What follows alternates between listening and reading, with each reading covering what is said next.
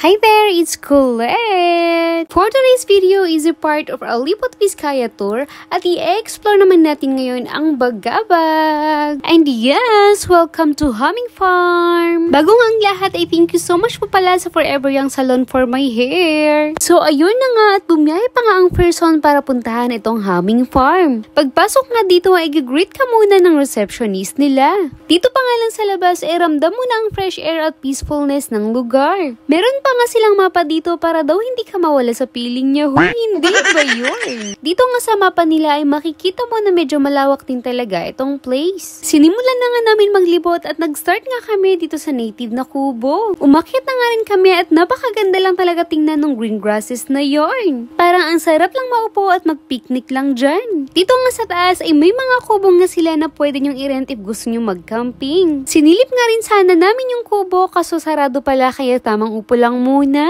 Ang sarap nga rin talaga maglakad-lakad dito dahil napakatahimik at ang sarap ng simoy ng hangin. May mga nakasabit nga rin reminders dito sa puno at ang unang nabasa ko lang dyan ay wag manilip ng naglabing-labing huis. Yun na ba kasi yun? Tamang emote nga rin muna ang person habang iniisip mo yung may utang na pag siningil may galit pa. Hoy, charis! Ang sarap lang talaga ng hangin dyan, be. May duyan nga rin ako nakita dito at perfect spot nga rin siya para magpahangin. Kaya sa mga may dinadamdam dyan, dito ka na magpahangin, be. Meron nga rin silang hill dito at may mga flowers pa nga sa daan kaya feeling Disney princess maglakad. Hoy! Dito nga sa top niya ay grabe ang ganda lang, ang sarap ng hangin at ang ganda rin ng view. Alam mo yung short film lang Jamage na Classmates Love Story nun? Parang dito yun eh. Oy, aminin nyo, napanood nyo rin yun. Ang ganda kaya napanood ko nga din yun sa keypad na phone nung high school, be. So ayun, back to the topic, ang layo na nang narating ng kwento, be. Dito nga sa taas ay nakapaskill yung history ng farm at kung paano nabuo yung name niya na Humming Farm. Ay eti ko na ikukwento, puntahan nyo na lang din para mabasa nyo, charis. O pak, sino ka dyan? Pero seriously, ang ganda rin talaga ng view dito, yung mga bundok, clouds, at syempre ako na nasa pugad, be. Huy, sinamang sarili.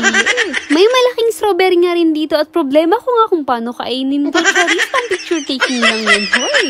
At eto na nga tayo sa strawberry farm nila. Naitaon nga lang na hindi harvest season kaya naman ay nagpicture taking lang muna ang person. After nga maglibot ay bumalik na nga rin kami sa cafe dahil tumawag na sila na ready na raw yung food. Yempo at chicken inasal na nga yung in-order namin dyan at nakalagay pa nga siya sa dahon ng saging kaya naman ay ang sarap magkamay, be. Sa chicken inasal nga nila ay nagustuhan ko rin siya at lasang barbecue pa nga. Meron nga rin silang ino-offer na pineapple ice cream at nung natry namin ay nagustuhan ko rin siya. Sana ikaw din nagustuhan, charis. After nga kumain ay ninamnam muna namin yung fresh air. At bago nga umalis ay nakita ko tong stickers na nakadikit sa wall kaya naman ay syempre dapat meron din tayo join. At ayan na ang ating sticker. So sa mga gustong pumasyal dito sa Humming Farm ay ito nga po pala ang page nila. At located nga po pala sila dito sa Ambalo North, dito sa Bagabag. So yun lang, thank you for watching and see you sa next video. Bye!